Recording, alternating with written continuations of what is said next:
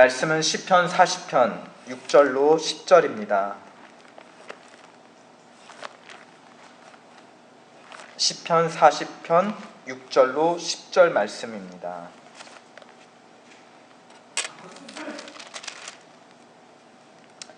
교독하실까요? 짧으니까 한번 다 함께 합독하시겠습니다. 시편 40편 6절 시작. 주께서 나의 귀를 통하여 들리시기를 제사와 예물을 기뻐 아니하시며 번제와 속죄제를 요구치 아니하신다 하신지라. 그때 내가 말하기를 내가 왔나이다. 나를 가리켜 기록한 것이 두루마리 책에 있나이다. 나의 하나님이여, 내가 주의 뜻 행하기를 즐기오니 주의 법이 나의 심중에 있나이다 하였나이다. 내가 대회 중에서 의의 기쁜 소식을 전하였나이다. 여호와여, 내가 내 입술을 닫지 아니할 줄을 주께서 아시나이다. 내가 주의 의를 내 심중에 숨기지 아니하고 주의 성실과 구원을 선포하였으며 내가 주의 인자와 진리를 대회 중에서 은혜치 아니하였나이다. 아멘. 요즘 온라인에서 유행하는 그 놀이가 있는데요, 이거 알면 최소 어느 나이대다 하는 그런 놀이입니다. 예를 들어서 이거 알면 최소 40대다 또 50대다. 그 놀이 방식이 어떠냐면 그 세대가 어릴 적에 먹었던 불량식품들, 또 가지고 놀던 장난감, 또 즐겨보던 이제 만화, 영화, 이런 것들을 이제 보여주면서 이거 알고 기억하는 사람이 있으면 그 사람은 최소 40대다, 최소 50대다. 이런 이제 그걸 인증하는 그런 인터넷 놀이입니다. 근데 이제 그런 댓글들을 보면 옛날 생각난다, 그렇죠? 어릴 때 추억 생각난다. 이런 이제 댓글들이 이제 주로 달리면서 주로 어떤 이제 분위기가 형성되냐? 그때가 참 좋았는데, 그렇죠? 그때가 너무 그립다. 돌아갈 수만 있으면 그때로 돌아가고 싶다 하는 이제 과거에 대한 향수, 그 향수로 젖어 있는 것을 발견하게 됩니다. 이 과거에 대한 향수는 마치 그때 그 시절이 최고로 아름다웠고, 지금 내가 마주하고 있는 현실은 그때보다 정말 못한, 그렇죠? 그런 격화된 현실이다라는 그런 인정이 깔려 있습니다. 그러니까 가장 아름다웠던 그때로 다시 돌아가고 싶다라고 하는 반응이 나오는 것이겠죠. 근데 한번 솔직히 좀 따져보면 그때라고 모든 게 아름답고 좋기만 했을까요? 우리가 가장 아름다웠다고 회상하는 그때 당시의 어른들은 또 그보다 더 과거를 떠올리시면서 자기의 더 어렸던 과거를 생각하시면서 그때가 더 좋았을 테다라고 말씀을 하셨겠죠. 그렇게 따지면 우리 인류 역사상에서 가장 최고로 흠없고 아름다웠고 가장 좋았던 때는 언제일까요? 옛날 해서 가장 최초일 때가 가장 아름다웠다는 말이 되겠죠. 그렇다면 인류 역사상에서 가장 행복한 삶을 살았던 사람은 누구일까요? 아담과 하와겠죠. 성경에 비추어 보면. 근데 아담과 하와가 정말 가장 행복한 삶을 살았을까? 우리가 창세기를 살펴보면 처음에는 그런 것 같아요. 그렇죠?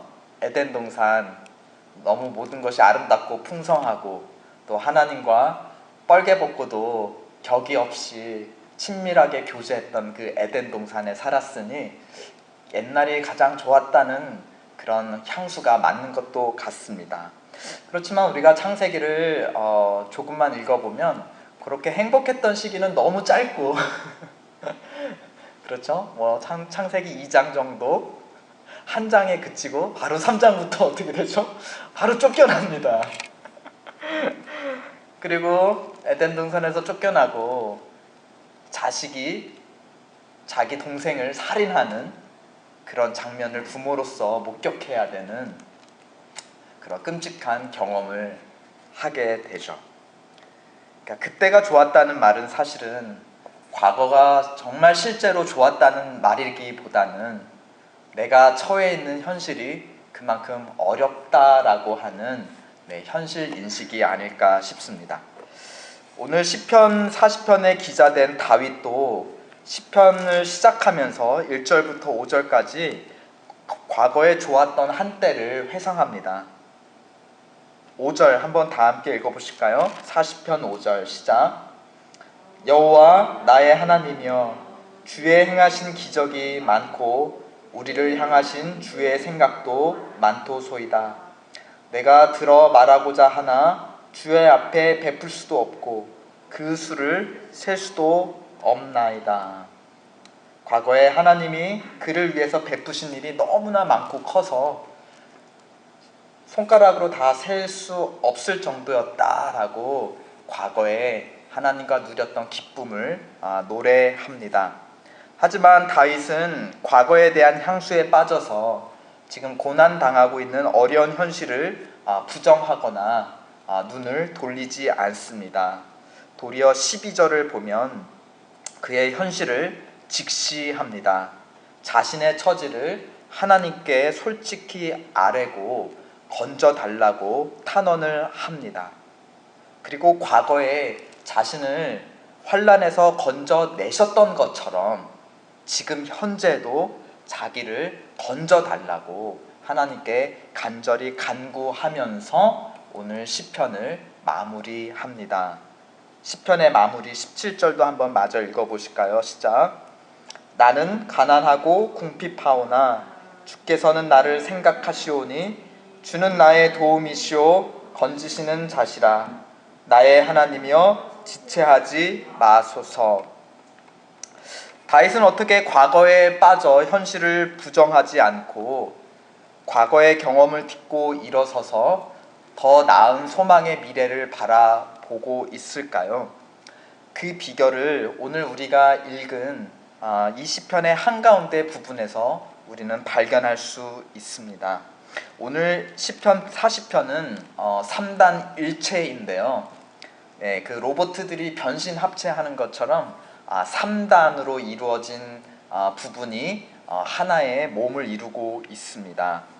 말씀드렸던 것처럼 1절로부터 5절에 이르는 첫 단은 과거 시제로 많이 사용되어 있어요. 즉 과거를 해상하는 장면이죠. 하나님이 과거에 나한테 이런 은혜를 베푸셨는데 라고 그걸 기억하는 과거를 떠올리는 첫 단입니다. 그리고 11절로부터 17절이 3단 마지막 단인데 주로 미래 시제나 청구형 시제가 많이 사용되고 있어요. 이렇게 되면 좋겠다라고 이제 미래를 바라보는 시점으로 기록이 되어 있습니다. 과거에 나한테 은혜를 베푸셨던 것처럼 앞으로도 지금 이 어려움이 벗어나지고 나에게 은혜를 베푸셨으면 좋겠습니다 라는 시점으로 마지막 단을 채우고 있습니다. 과거와 그 미래를 이어주는 그 연결고리로서 오늘 우리가 읽은 두 번째 가운데 단이 바로 6절로부터 10절입니다. 시제를 봐도 현재 완료형이 많이 사용이 됐어요. 그러니까 과거와 이제 현재 그리고 미래를 이어주는 듯한 시제로 구성이 되어 있습니다. 그러니까 이 다윗이 과거에만 머물러 있는 것이 아니라 그렇죠? 미래의 소망까지 이르는 데 있어서 지금 가운데 있는 것이 중요하다는 것이죠. 연결고리가 되는 것이죠. 과거에만 머물러 있지 않고 더 나은 소망의 미래를 바라보는 데 있어서 그 징검다리로서 우리가 읽은 가운데 본문이 굉장히 중요한 징검다리 역할을 하고 있다는 것입니다. 그래서 이 징검다리를 발판 삼아 지금 다윗은 어려운 현실 가운데서도 미래에 대한 소망까지 나아갈 수 있었다는 것입니다. 그렇다면 어떤 징검다리이길래 다윗은 그것을 삼아서 소망의 미래까지 나아갈 수 있었는가?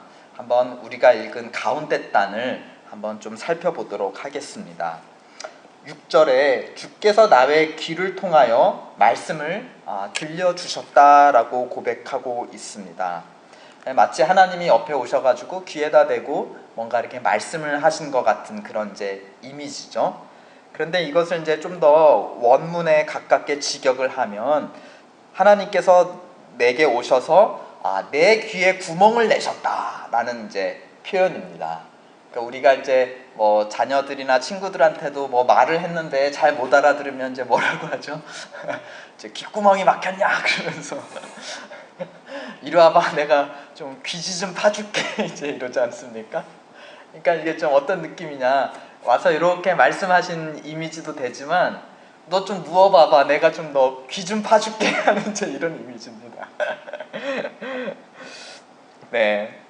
혹은 어떻게도 해석이 될 수 있냐, 귀를 뚫어서 영속된 종으로 삼으셨다라고 하는 그런 의미도 됩니다. 이제 뚫었다는 이미지가. 그래서 이 신명기 15장 17절에도 보면 하나님이 이제 율법을 주시는데 너에게 종된 자들마다 이제 6년이 지나면 7년째 이제 히브리 사람 같은 동족이면 이제 무조건 아무 조건 없이 풀어주라고 하는 이제 명령을 주십니다. 그렇지만 그 종됐던 사람이 평생 당신의 종되기를 원한다고 자처하면 어떻게 하냐? 그의 귀를 너의 그 문지방에다가 대고 송곳으로 이것을 뚫어라. 그렇게 함으로써 그 사람이 너의 집에 영속된 종인 것을 그렇게 선포하는 이제 셀러브레이션이다라고 이제 이렇게 합니다. 이제 그런 의미에서 귀를 뚫는다는 것은 그 집에 영원한 종이 된다, 평생 종이 된다고 하는 선서, 결단과도 같은 것이죠. 그러니까 그것에 비추어서 오늘 6절에 내 귀를 뚫으셨다라는 것은 어떻게 보면 하나님께서 너는 나의 영원한 종이다라고 인쳐주셨다라는 의미로도 해석이 될 수 있습니다. 어떻게 보면 이 두 번째 해석을 좀 더 나머지 이어지는 7절, 8절, 9절들이 10절들이 이 두 번째 해석, 종으로 삼으셨다라고 하는 의미로 해석하기에 좀 더 적합한 근거들을 제공하는 것 같아요. 7절에 보면 이 다윗이 이스라엘의 왕이었는데 자기에 관하여 가리켜 기록한 율법책을 언급합니다. 그렇죠? 그래서 또 신명기 17장에 보면 왕에 대한 이제 하나님께서 규례도 주시죠. 뭐냐? 당시 보통 주변 나라의 왕들은 그리고 모든 문화에서 역사에서도 그렇지만 왕들은 대개 법을 제정하는 사람 그리고 집행하는 사람이죠.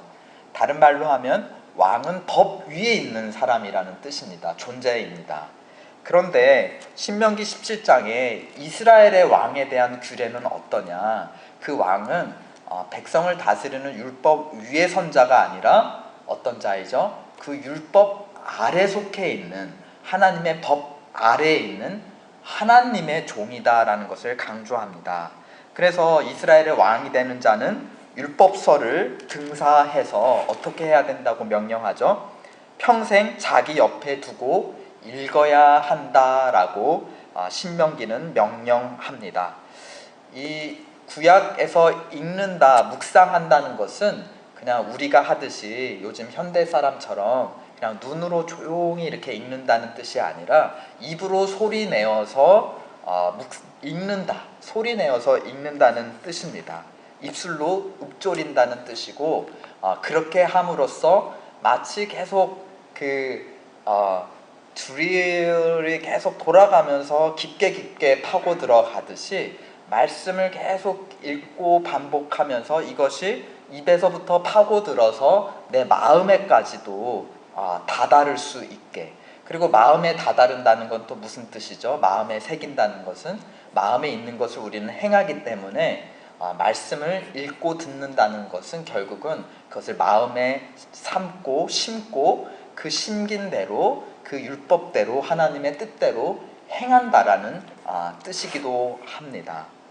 그러니까 이스라엘의 왕은 그 누구보다도 하나님의 말씀을 읽고 마음에 담고 그대로 행하는 하나님의 종이라는 것이죠.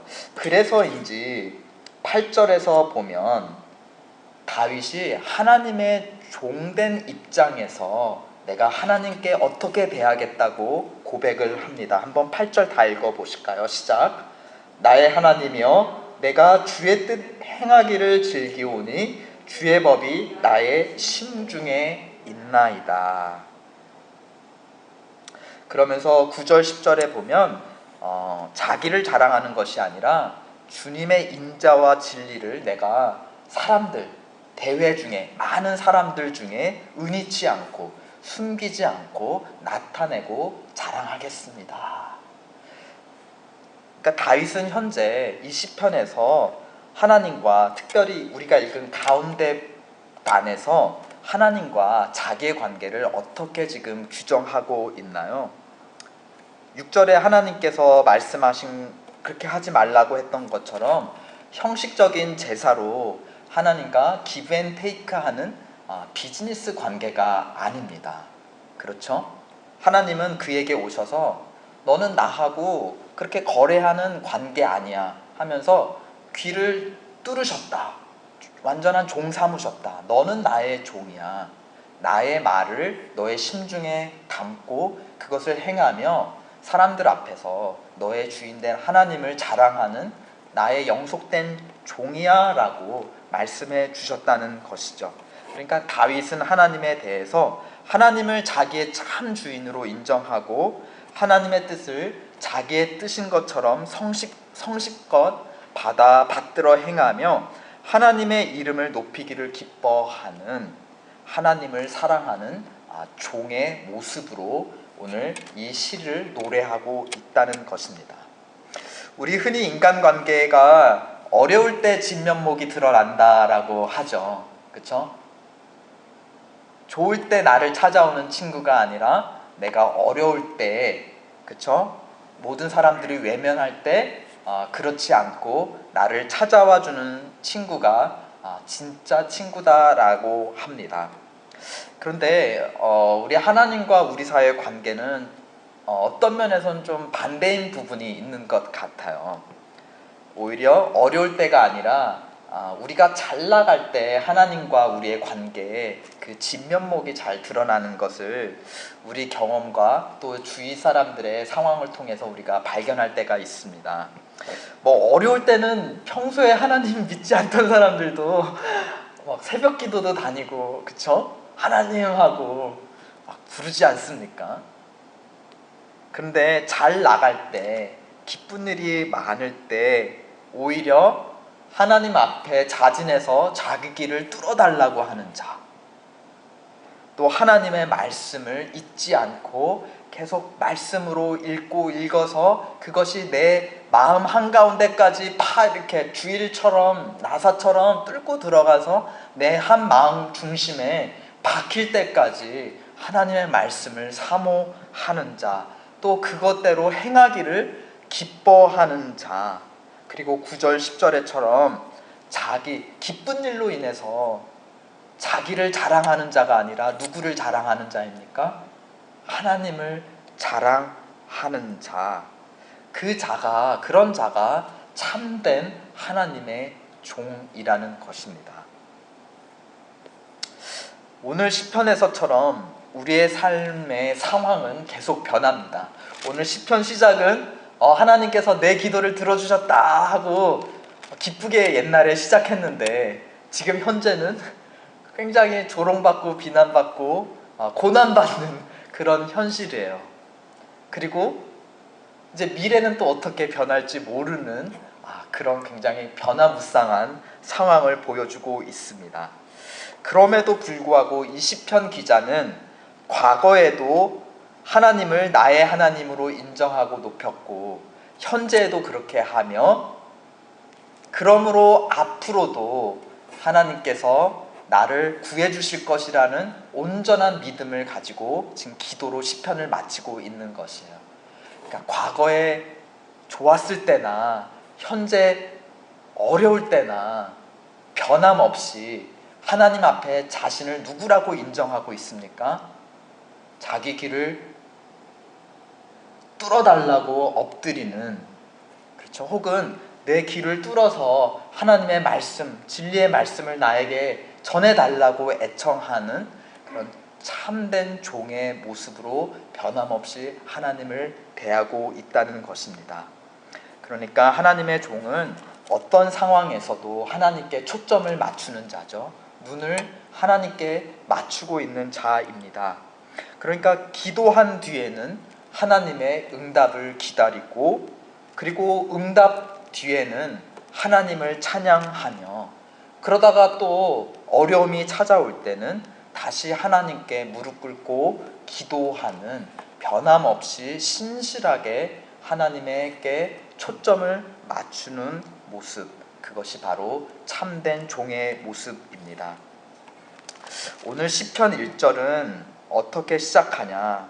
내가 여호와를 기다리고 기다렸더니 내게 귀를 기울이사 나의 부르짖음을 들으셨도다 라고 시작을 합니다. 그리고 어떻게 마치죠? 17절에서 하나님께 나를 건져달라고, 지체하지 말고 나를 건져달라고 부르짖고 있습니다. 만약 이 시편 40편에 18절이 있었다면, 지금 17절까지만 기록이 되어 있는데요, 18절이 있었다면 어떤 내용으로 기록이 되었을까요? 한번 우리는 예상해 볼 수 있을 것 같습니다. 바로 1절의 답이 있죠. 과거에 내가 부르짖었을 때 내가 기다리고 기다렸더니 하나님께서 어떻게 해주셨다? 응답해 주셨었다. 그러므로 나는 지금도 내 주인 되신 하나님을 신뢰하며 또 부르짖는다. 그쵸? 부르짖는 걸로 지금 17절이 마치잖아요. 그러면 18절은 무슨 내용일까요? 우리는 예측할 수 있습니다. 1절과 같은 내용이겠죠. 내가 기다리고 기다렸더니 하나님께서 또 귀를 기울여 주셔서 내게 응답해 주셨다. 오늘 시편이 굉장히 재밌는 거는 17절까지 읽었는데 다시 마치 또 1절로 돌아가는 느낌이에요. 그렇죠? 그리고 그것이 또 계속 반복되는, 우리의 삶이 고난과 응답과 부르짖음과 또 응답과 또 기쁨과 고난과, 이것이 계속 이 시편 40편 안에서 계속 무한 반복되는 굉장히 재밌는 책입니다. 1절과 마지막 절이 계속 서로 연결되어 있어가지고 계속 돌아가요. 그렇죠? 상황은 변하지만 그러나 그 바퀴가 돌아가는 중심축대는, 하나님과 우리의 관계는 변하지 않기에, 그 중심축이 단단하기에 이 고리가, 이 바퀴가 계속해서 우리의 인생을 이끌어 갈 수 있는 것입니다. 하나님은 당신의 신실한 종에게 반드시 귀를 기울여 주시고 응답해 주실 줄 믿습니다.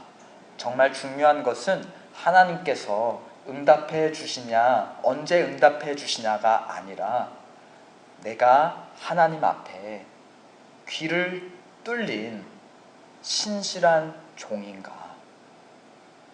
슬픈 상황, 어려운 상황만이 아니라 기쁜 상황에서도 여전히 하나님 앞에 엎드리는, 하나님 앞에 기억되는 신실한 종인가.